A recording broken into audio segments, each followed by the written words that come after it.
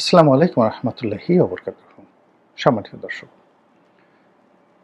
ত্রয়োদশ জাতীয় সংসদ নির্বাচনের পর একেবারে তড়িঘড়ি করে সংসদ সদস্যদের যে শপথ, তারপর সরকার গঠন, সরকার গঠনের পর প্রধানমন্ত্রীর দায়িত্ব গঠন, দায়িত্ব পালন, মানে দায়িত্ব গঠন বললাম কি কারণে, এটা একটু পরে বলছি। দায়িত্ব পালন, ছুটির দিনে অফিস করা, মানে সব কিছুতেই একটা ম্যাজিক্যাল কর্মকাণ্ড চলছে। আমাদের অতীত অভিজ্ঞতা হলো যে যখন প্রথার বাইরে গিয়ে কেউ কিছু করার চেষ্টা করেন এবং সেটা যদি মানুষকে আকৃষ্ট করার জন্য, মানে খুব একেবারে দ্রুত মানুষ যেন হাতে তালি দেয়, প্রশংসা করে, এই কাজগুলো যখন কোনো রাজকর্মকর্তা করেন তখন তার শেষ পর্যন্ত সফলতা আসে না। এটাই বাস্তবতা। এখন ধরুন বর্তমান সরকার যে কাজগুলো করছেন, আমার কাছে, আমি শুধু ইন ডিটেলস বললাম না, আমার কাছে মনে হচ্ছে জনাব তারেক রহমান সাহেব এবং তার যারা লোকজন রয়েছেন তারা খুব দ্রুত মানুষের যাকে বলা হয় দৃষ্টি আকর্ষণ করতে চাচ্ছেন। এবং বিএনপির যে সকল কর্তা ব্যক্তি যারা আছেন তারা মন্ত্রী, এমপি এবং প্রধানমন্ত্রীর কর্মকাণ্ড, এগুলো নিয়ে সামাজিক মাধ্যমে যতটা সরব, এতটা সরব বাংলাদেশ নয়, আশেপাশের দেশেও দেখা যাচ্ছে না। মূলত এটা একটা ফেসবুকের সরকারে পরিণত হয়েছে। প্রধানমন্ত্রী কোথায় গেলেন, মন্ত্রীরা কী করলেন, সব কিছুই বিএনপির যে ফেসবুক পেজ আছে সেখানে আপডেট দিতে হবে, আপলোড করতে হবে এবং লোকজনকে জানাতে হবে। আর এর নিচে যে কমেন্টগুলো পড়ছে, সেই কমেন্টগুলোতে, ইতিবাচক যে কমেন্টগুলো পড়ছে সেইগুলো নিয়ে আনন্দ এবং ফুর্তি করতে হবে এবং বলতে হবে যে অনেক ভালো আছি। মন্ত্রীরা নিজ নিজ ফেসবুক থেকে প্রায় প্রতিদিন ৪-৫টা করে স্ট্যাটাস দিচ্ছেন। স্বয়ং তারেক রহমান সাহেবের যে ভেরিফাইড ফ্যান পেজ রয়েছে সেখান থেকে আসছে, তারপর বিএনপির মিডিয়া সেল আছে সেখান থেকে আসছে, বিএনপি দলীয় যে ফোরাম আছে সেখান থেকে এই ভিডিওগুলো আসছে। ফলে বুঝতে পারছেন যে প্রতিটা মুহূর্তে ফেসবুকে সয়লাভ হয়ে যাচ্ছে। অবস্থা দৃষ্টি মনে হচ্ছে যে সরকার, মানে বিএনপি সরকার, ইলিয়াস হুসাইন যাকে সবাই ইল্লু ডাকে, আর পিনাকি যাকে সবাই পিঙ্কু ডাকে, তো ইলিয়াস এবং পিঙ্কু, মানে ইল্লু এবং পিঙ্কু, এরা যেভাবে ফেসবুক সেলিব্রিটি, এখন এদের সঙ্গে পাল্লা দিয়ে বিএনপিকেও ফেসবুক সেলিব্রিটি হতে হবে, এরকম একটা তোড়জোড় ভাবসাব চলছে। এনিওয়ে, বড় দল, বড় চিন্তা, বড় মানুষ, সেই ব্যাপারে কোনো বক্তব্য নেই। কিন্তু আমরা যারা সাধারণ আমজনতা প্রথম দিকে গত 18 মাস পূর্বে যখন ডক্টর মোহাম্মদ ইউনূস এলো, ঠিক সেই সময়টাতে এরকম ফেসবুক কেন্দ্রিক কর্মকাণ্ড দেখতে পেলাম। স্বয়ং গভর্নমেন্ট অফ বাংলাদেশ, তারপরে প্রধান উপদেষ্টার মানে ফ্যান, মানে ভেরিফাইড ফ্যান পেজ, এরপরে ওনার অন্য কর্মকর্তা যারা আছেন, তারপরে উনি কিছু লোককে নিয়েছিলেন যারা সাংবাদিকদের মধ্য থেকে, তারা সবাই বিভিন্নভাবে ডক্টর মোহাম্মদ ইউনূসের গুণকীর্তন, সরকারের গুণকীর্তন, এগুলো বলার পাশাপাশি এনসিপি এবং জামাত যারা ওই সময়টিতে সামাজিক মাধ্যমে মারাত্মকভাবে যাকে বলা হয় প্রভাবশালী ছিলেন, তো তারা সবাই এক একটা স্ট্যাটাস দিত, লক্ষ লক্ষ, সেই মানে যাকে বলে তাসনিম জারারটা বেশি হয় না আহমদুল্লোরটা বেশি হয়, আহমদুল্লোরটা বেশি হয় না আজাহারিরটা বেশি হয়, আজাহারিরটা বেশি হয় না আমিরে জামাতেরটা বেশি হয়, আমিরে জামাতেরটা বেশি হয় নাকি ইল্লু পিঙ্কুদেরটা বেশি হয়। এগুলো নিয়ে যখন হই হুল্লোড় চলছিল, সারা দেশের মানুষ তখন ভাবা শুরু করলো যে এই সরকারের টাকার অভাব হবে না, এই সরকারের লোনের অভাব হবে না, সারা পৃথিবী ডক্টর মোহাম্মদ ইউনূসের পদতলে, ইত্যাদি ইত্যাদি সব কিছু। কিন্তু ৪-৫ মাস যেতেই আমাদের মোহ ভঙ্গ হয়ে গেল এবং আমরা দেখলাম যে ফেসবুকে যা হচ্ছে বাস্তবে তার উল্টো হচ্ছে। এবং ১৭ মাসে সারা বাংলাদেশের সর্বনাশ করে যেভাবে ডক্টর মোহাম্মদ ইউনূস বিদায় নিলেন এবং তার উপদেষ্টারা যেভাবে অবনত মস্তকে চলে গেলেন।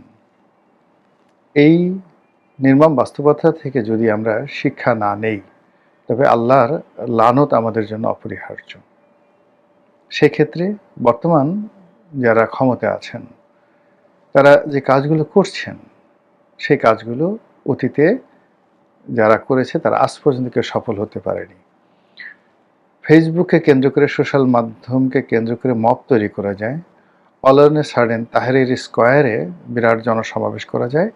৩ থেকে ৪ দিন বা ৪৮ ঘন্টার মতো একটা সময় দেশকে উত্তেজিত রাখা যায়।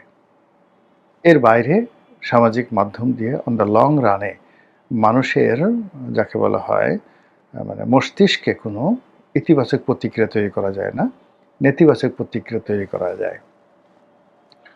ইতিবাচক প্রতিক্রিয়া তৈরি করার জন্য মূলধারার গণমাধ্যম লাগবে, এবং মূলধারার গণমাধ্যমের মধ্যে আবার পত্রপত্রিকা লাগবে। এমনকি টেলিভিশনের যে খবরগুলো হয়, প্রামাণ্যচিত্রগুলো হয়, এগুলো মানুষ মনে রাখে না।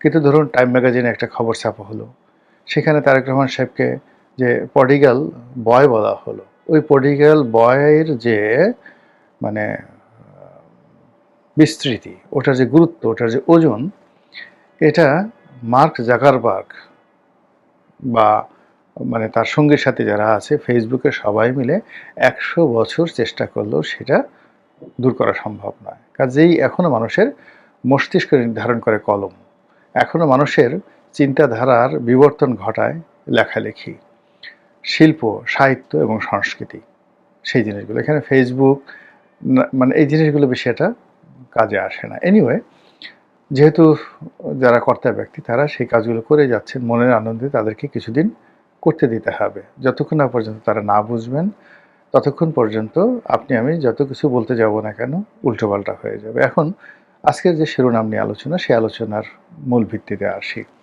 মূল পয়েন্টে আসি। সেটি হলো যে কোন কোন মন্ত্রী আগে বাদ পড়বেন।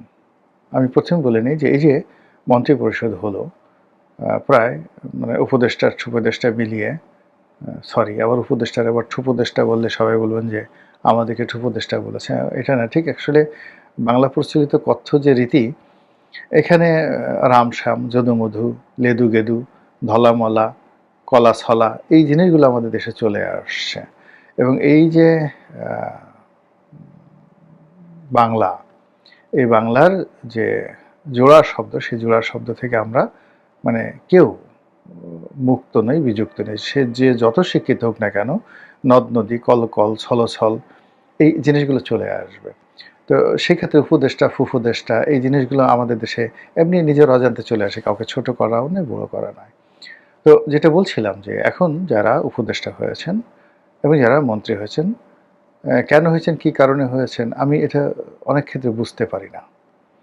যেমন মির্জা আব্বাস সাহেবকে রাজনৈতিক উপদেষ্টা করা হয়েছে মন্ত্রীর পদমর্যাদায়। তো তিনি তারেক রহমান সাহেবকে কি রাজনীতির উপদেশ দিবেন, এটা আমি বুঝি না। বিকজ মির্জা আব্বাস সাহেবের যে রাজনীতি আর তারেক রহমান সাহেবের রাজনীতি 180 ডিগ্রি অ্যাঙ্গেলে একেবারে উলটপালট। ২ নম্বর হলো যে এর মাধ্যমে যাকে বলা হয় মির্জা আব্বাস সাহেবকে কি খুশি করার চেষ্টা করা হলো? Not like that. তিনি আরও অপমানিত বোধ করবেন, প্রচণ্ড অপমানিত বোধ করবেন। অর্থাৎ তাকে যদি কোনো মন্ত্রিত্ব না দেওয়া হতো, যে সংসদ সদস্য হিসেবে তিনি যতটা অপমান বোধ করতেন, উপদেষ্টা পরিষদের সদস্য হয়ে তিনি যখন ক্যাবিনেটে দপ্তরবিহীন মন্ত্রী হিসেবে প্রধানমন্ত্রীকে রাজনৈতিক উপদেশ দিবেন, যেটা কিনা প্রধানমন্ত্রী কোনোদিন তার কাছে চাইবেন না। আর মির্জা আব্বাস সাহেব এত বেকুব নন, তিনি স্বপ্রণোদিত হয়ে জনাব তারেক রহমান সাহেবকে উপদেশ দিতে যাবেন। ফলে কি হলো, এতে করে সমস্যা বাড়বে। অন্য যাদেরকে উপদেষ্টা বানানো হয়েছে, আমি একই পরিণতি তাদের সবার ক্ষেত্রেই মনে করছি।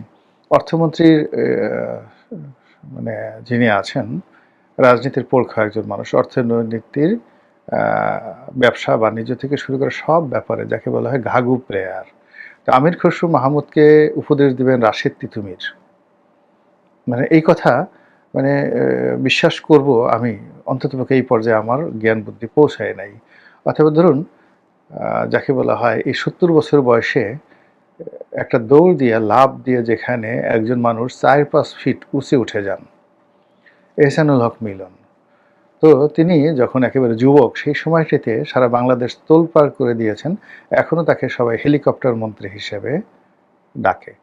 তো সেই হেলিকপ্টার মন্ত্রীকে উপদেশ দিবেন মাহাদি আমিন। মানে এটা রোজ কিয়ামতের আলামত। এটা কোনোদিন এটা হবে না। এটা নিয়ে যদি বাড়াবাড়ি হয় আইদার মাহাদি আমিন চাকরি হারাবেন অথবা এহসানুল হক মিলন চাকরি হারাবেন। দুজনের একজন চাকরি হারাবেনই। একসাথে এটা চলবে না। এরপর জাহিদ, ডক্টর জাহিদকে উপদেষ্টা নেওয়া হয়েছে। খোলামেলা বলতে এটা কেন নেওয়া হলো?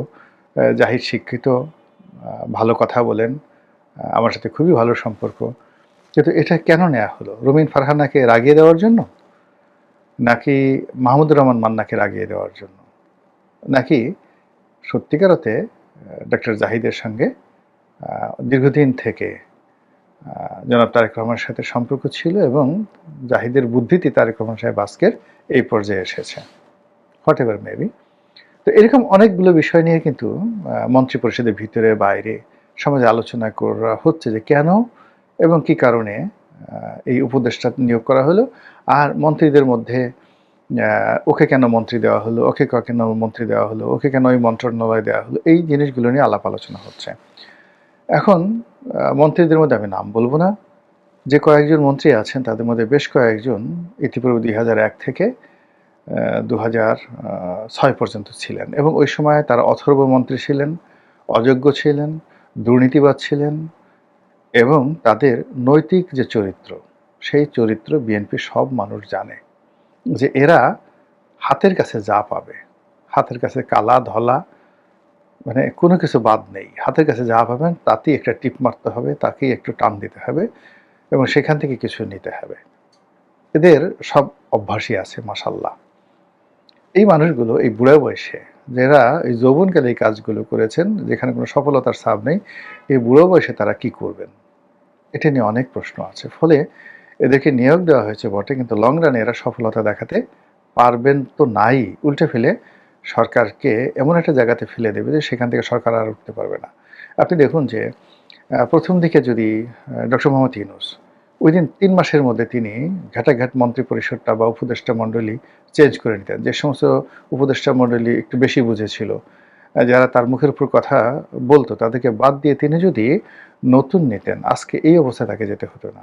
সামনে লিখে রাখেন, তার পরিষদের যারা লোকজন আছে সবাইকে ঝক্কি ঝামেলা পোহাতে হবে, সবাইকে দুদকের বারান্দায় ঘুরতে হবে, কোর্ট কাছারিতে আবার তাদেরকে যেতে হবে এবং তাদের প্রতিষ্ঠানসমূহ ব্যবসা বাণিজ্য থেকে শুরু করে যা কিছু করছে সব জায়গাতেই বিপত্তিতে পড়তে হবে।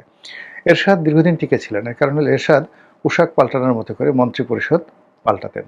সকালবেলা মন্ত্রীরা মানে ঘুম থেকে উঠতেন এই ভয় যে তাদের মন্ত্রিত্ব আছে কিনা। ফলে one of the finest cabinet তিনি সবসময় চালিয়েছেন, তার ক্যাবিনেট সবচেয়ে অ্যাক্টিভ ছিল। তো সেটা যদি তারেক রহমান সাহেব ফলো করেন তাহলে এই বর্তমান যারা ঢুকেছেন তাদের আনন্দিত হওয়ার কোনো কারণ নেই। প্রতিটা মুহূর্তে এটা পরিবর্তন হতে পারে। আর যদি তিনি স্থির থাকেন যে আমি যেটা করেছি সেটাই ফাইনাল, ভালো করুক মন্দ করুক শেষ পর্যন্ত আমি যতদিন আছি এরা থাকবে, তাহলে তার পরিণতিও ডক্টর মোহাম্মদ ইউনূসের মতো হবে, এর বাইরে অন্য কোনো কিছু যাবে না। একই অবস্থা দেখুন শেখ হাসিনা কিছু কিছু ক্ষেত্রে দ্রুত সিদ্ধান্ত নিতে পারেননি। তিনি সৈয়দ আবুল হোসেনকে বাদ দিয়েছেন, কিন্তু যখন বাদ দেওয়ার দরকার ছিল তখন দেননি, আর যখন দিয়েছেন তখন তাকে বাদ দেওয়ার কোনো প্রয়োজন ছিল না। তার কয়েকজন উপদেষ্টা ছিলেন, মশিউর রহমান, তার উপদেষ্টা ছিলেন এসটি ইমাম পুরো প্রশাসনকে তছনছ করে ছেড়ে দিয়েছে, আর মশিউর রহমান কাস্টম, বন্ড, তারপর শেষে এনবিআর এবং বাংলাদেশ ব্যাংক তছনছ করে ছেড়ে দিয়েছে, অর্থ উপদেষ্টা ছিলেন। এর বাইরে সালমান এফ রহমান বাণিজ্য উপদেষ্টা ছিলেন। কি করেছে আপনারা সবাই জানেন। তার আইনমন্ত্রী, যে কজন আইনমন্ত্রী, ইট ওয়াজ এ ব্যাড চয়েস। মানে উনি প্রথম থেকে যে কজন আইনমন্ত্রী নিয়েছেন এবং কেন মুন্নুজান সুফিয়ানকে, সাহারা খাতুনকে তার মন্ত্রী বানাতে হবে। তো এই জিনিসগুলো তার একটা ভিতরে অহমিকা বোধ জন্ম নিয়েছিল যে তিনি যাকে হাত দিবেন তার মাথায় সোনা ফলবে। এখন মন্ত্রী এমপি হয়েছে ধানমন্ডি থেকে ফজলে নূর তাপস, হি ওয়াজ এ জেন্টলম্যান, ব্যবসা বাণিজ্য করতেন, তারপর শেষে উকালতি করতেন, ভালো ছিল। এখন সেখানে ধানমন্ডি থেকে এনে তাকে সিটি কর্পোরেশনে মেয়র বানাতে হলো, তার ভাই পরশকে একেবারে অরাজনৈতিক একজন ভদ্রলোক তাকে এনে যুবলীগের চেয়ারম্যান বানাতে হলো। এই জিনিসগুলো on the long term Awami লীগকে সর্বনাশ করেছে।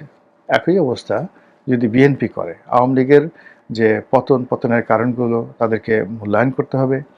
২০০১ থেকে ২০০৬ তাদের পতনের মূল কারণগুলো কী ছিল এবং ওই সময়টাতে যে বদনামগুলো হয়েছে, একটা বদনামও কিয়ামত পর্যন্ত বিএনপি মুছতে পারবে না।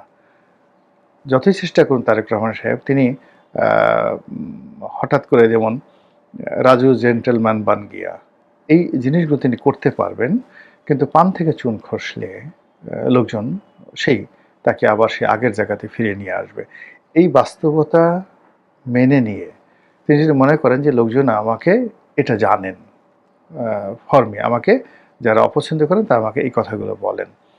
তো আমার সম্পর্কে যেমন যারা মন্দ কথা বলেন, আমি প্রত্যেকটা মুহূর্তে সেটা স্মরণ করি এবং যারা আমাকে মন্দ বলেন তাদের কাছে আমি কখনই ওভার স্মার্ট হওয়ার চেষ্টা করিনি। আমি ধরে নিই যে তারা এই কাজ করবি, মন্দ করবি। তাদেরকে খুশি করার জন্য আমি কোনো কাজ কখনো করি না। আমি শুধুমাত্র যে কাজগুলো করি আমাকে যারা পছন্দ করেন তাদের জন্য। কিন্তু এখন সরকার যে কাজগুলো করছে, তাদেরকে যারা সমালোচনা করছে, ছোট মনে করছে, অযোগ্য মনে করছে, তাদের কাছে সে কৃতিত্ব এবং মহত্ব দেখাতে গিয়ে কিন্তু বিপদে পড়ছে এবং একই ভুল কিন্তু বঙ্গবন্ধু করেছিলেন। বঙ্গবন্ধুকে ঢাকা বিশ্ববিদ্যালয়ের শিক্ষকরা তাকে বলতেন অশিক্ষিত, লেখাপড়া জানেন না, গ্রাম থেকে আসছে, গিয়েও ২ কলম লিখতে জানে না। তো এইজন্য তিনি যেকোনো মূল্যে ঢাকা বিশ্ববিদ্যালয়ে যাওয়ার চেষ্টা করেছেন এবং এটা তার জন্য বিপর্যয় ডেকে নিয়ে আসছে। একই অবস্থা কিন্তু এরশাদ সাহেবও করেছেন। ঢাকা বিশ্ববিদ্যালয় দখল করার জন্য তিনি চেষ্টা করেছেন। এটা তার জীবনের অনেক কলঙ্ক, নতুন বাংলা ছাত্র সমাজ। আবার তিনি যখন সেই নতুন বাংলা ছাত্র সমাজকে বন্ধ করে দিলেন, ওটার মাধ্যমে তার আবার পতন শুরু হয়ে গেল। এরকম অনেক কিছু আছে। এখন আবার সেই খাল কাটা শুরু করতে হবে, আবার সেই ফ্যামিলি কার্ড শুরু করতে হবে। এখন ফ্যামিলি কার্ডের টাকা কই? সরকারকে তো এমনি দেনাগ্রস্ত রাষ্ট্র। তো সেখানে ফ্যামিলি কার্ডের জন্য টাকা তো সরকারকে ইনকাম করতে হবে। আগে আয় করতে হবে, তারপরে ব্যয় করতে হবে। এবার এখানে টাকা ছাপিয়ে অন্য গুরুত্বপূর্ণ ফান্ড থেকে টাকা এনে বা প্রধানমন্ত্রীর ত্রাণ তহবিল এনে আপনি ফ্যামিলি কার্ড চালু করলেন। দেখানোর জন্য যে আমি পারি। কিন্তু আল্টিমেটলি এই জিনিসগুলো তো অন দ্য লং রান আপনি চালাতে পারবেন না। তো এই বিষয়গুলো নিয়ে দেখবেন যে একটা সময় মন্ত্রীদের মধ্যে, ক্যাবিনেটের মধ্যে, উপদেষ্টাদের মধ্যে যে বিবাদ এবং বিসংবাদ শুরু হবে এবং একে অপরকে দোষারোপ করার সংস্কৃতি যখন শুরু হবে, তখন সারা বাংলাদেশে বিএনপির মধ্যে যে অন্তর্দ্বন্দ্ব, কোলাহল, চাঁদাবাজি, মাস্তানি, এগুলো জ্যামিতিক হারে বাড়তে থাকবে। আর তখন কি হবে? অপেক্ষা করুন এবং দেখতে থাকুন। আসসালামু আলাইকুম ওয়া রাহমাতুল্লাহি ওয়া বারাকাতুহু।